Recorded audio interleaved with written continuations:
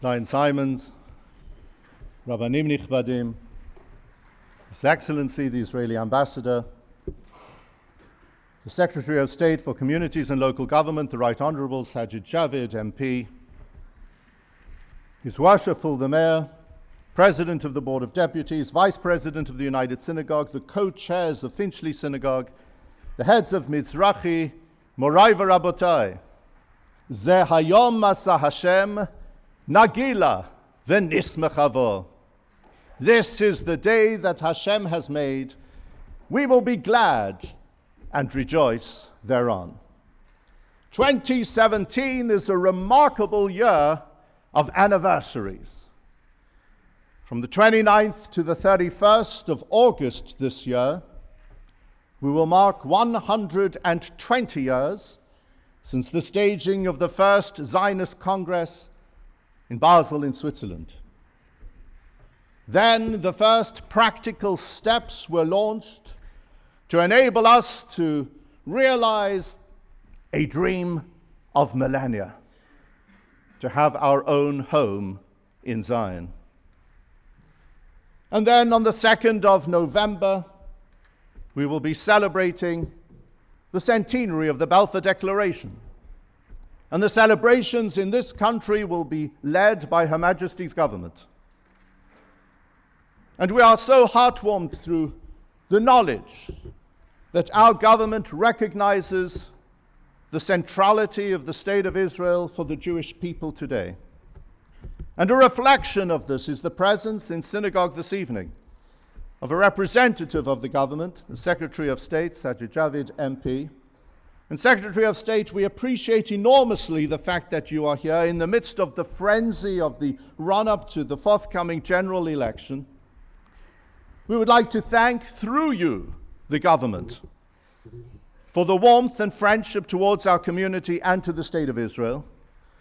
And we would also like to thank you in your own capacity as Secretary of State for everything that you are doing to strengthen the security of the Jewish community, and also through the leadership that you are showing through your department to enable the United Kingdom Holocaust Memorial Foundation to achieve its goal, to erect a memorial and to build a learning center in memory of the victims of the Holocaust alongside the Houses of Parliament, and also to thank you for your efforts to guarantee that those who seek to employ moves towards BDS within local authorities around the country will simply not be able to do so. For all this and more, Secretary of State, thank you very much.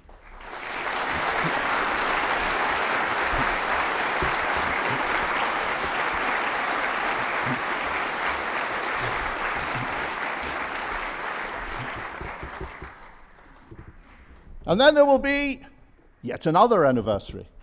On the 29th of November, 70 years since the decision by the United Nations to establish the State of Israel. And if that's not enough, in a few weeks' time, Baruch Hashem, we will be celebrating the Yovel, the Jubilee, 50 years since the liberation of Yerushalayim Ir HaKodesh and the reunification of the capital of the State of Israel. And actually, what we're celebrating has an absolute parallel in our history. In the year 586 before the Common Era, our first temple fell, and we were condemned to 50 years of exile in Babylon. After half a century, in 536 before the Common Era, we were back in Zion, and we immediately took upon ourselves the task of rebuilding the temple. It took us 20 years to do that, and in 516 before the Common Era, the second temple was dedicated. 50 years with a dream for a return to Zion, followed by 20 years within Zion, when there was a dream on the Temple Mount to have the house of God. And that is exactly what has happened since 1897. 50 years until 1947 with the decision of the United Nations, the realization of our dream for our national homeland to be back in our hands once again, and then an additional 20 years until in 1967, once again, the Temple Mount, the location of our two temples, was once again back in our hands, and there is a further extraordinary parallel. What enabled the Jews of Babylon to return to the Holy Land so swiftly after they had been exiled? It was an event in 539 before the Common Era, just 3 years before their return, when against the odds, Cyrus the Great defeated the Babylonian Empire. And as a result, the entire political configuration of the world was changed to our advantage, facilitating our return to Zion.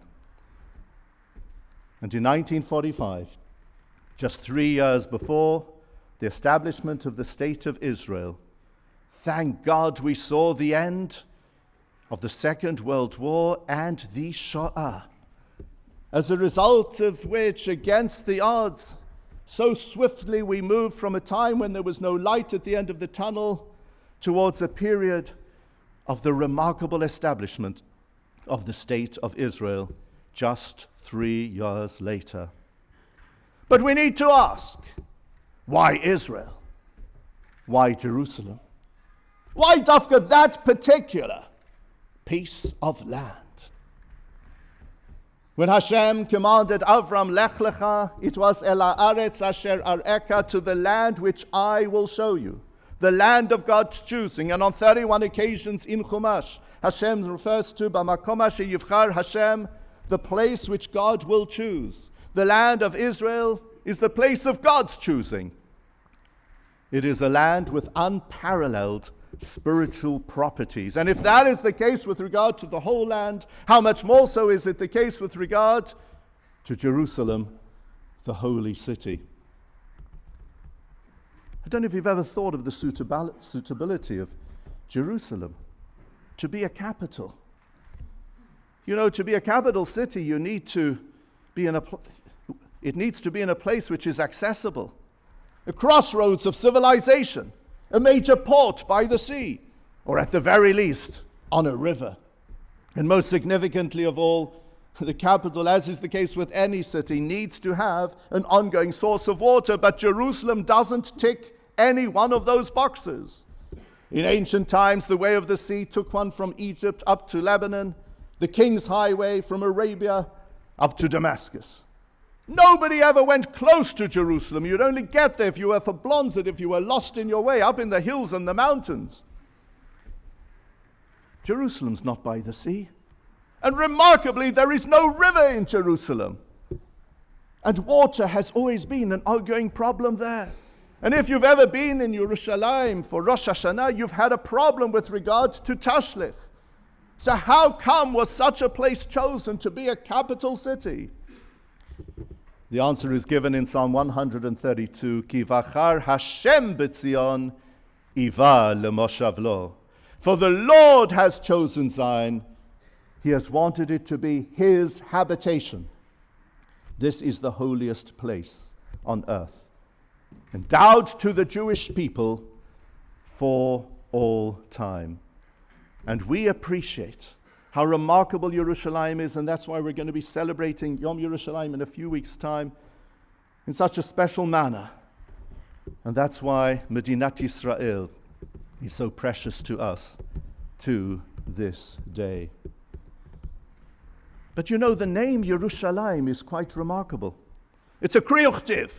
On 669 occasions, it is mentioned in Tanakh, spelt Yerushalayim without the yud before the final mem, but we pronounce it Yerushalayim, whereas everyone else calls it Jerusalem, Yerusalem in the singular. We're the only ones who refer to it in its correct plural form. And I'd like to suggest the following. There are three phenomena in the Hebrew language which have no singular. They are water, the skies, and life. One tiny drop of water is mayim, waters. That's because when you look out to the sea, the horizon seems to be never ending. 1 square inch of the sky is shamayim, the heavens, Because when you look out to the sky, it seems to be never-ending. And 1 nanosecond of life is chayim, because as we know, the soul lives on forever. So too Yerushalayim is in the plural. There are some who would prefer to presume that once upon a time, perhaps on a one-off occasion, the Jewish people had it, but that's it. That's what the Romans thought. And so after the year 70, when they destroyed our temple and exiled our people, they plowed the fields in order that nobody should ever notice that a city existed there. It was as if they were erecting a matzeva, a monument on it, to declare, here lies the place where there was once a capital city of a nation that once existed. And that's because Yerushalayim, which is a symbol of the whole land, which in turn is a symbol of the whole people, represents the ongoing life of Am Yisrael. And if you deny the right of the Jews to have a home in Zion, it is a direct attack on the Jewish people. Because the land of Israel is a symbol of Am Yisrael throughout all history. And you know, this two-phase development. First, a period in which we come to the land, and then within the land, we go to Jerusalem. That has a biblical background. It's the two Lech Lechas. First, God said to Avram, Lech Lecha, uproot yourself from Mesopotamia, from the diaspora, make Aliyah. And then once Avram was in the land of Israel, there was the second Lech Lecha. There are only two Lech Lechas mentioned in the whole of Tanakh. And the second Lech Lecha is Velech Lecha el Eretz HaMoriah. Now make a second Aliyah. Go to Jerusalem. Appreciate the Kedusha in the land. I'm so pleased that here in our community, through Tnuat B'nai Akiva, we have recognition of all that I have been speaking about, of the centrality of the land of Israel in our lives, of the fact that Israel is a God-given gift to Am Yisrael for all time, of the fact that Yerushalayim is the heart of our people, and the fact that it's the ongoing spiritual capital of the Jewish people is a symbol of the ongoing life of the Jew, representing Am Yisrael Chai, that the people of Israel lives forever. And it's thanks to B'nai Akiva that throughout our communities, we've got the spirit of Torah v'Avodah, a wonderful injection of Yiddishkeit through their regular Shabbat programs, through their camps, through their Israel programs. And it's not just here in the UK. B'nai Akiva is surely the greatest Jewish youth movement on earth. And it is here this evening that we are here to benefit from the Ruach that the Tnuah will provide for us. So thank you, B'nai Akiva, for everything that you do, not just this evening, but indeed throughout the whole year. Thank you for enabling us every year on Yom Ha'atzmaut to have such a remarkable experience here at this tefillah. And thank you for giving us hope for the future. Because if our young people realize the centrality of Israel and its crucial importance to the Jewish people, we indeed have hope for the future. Thanks to B'nai Akiva, we can openly and enthusiastically declare tonight on this Yom Ha'atzmaut, Zeh hayom asa Hashem, Nagila v'nismecha bo. This is the day that Hashem has made. Let us be glad and rejoice thereon.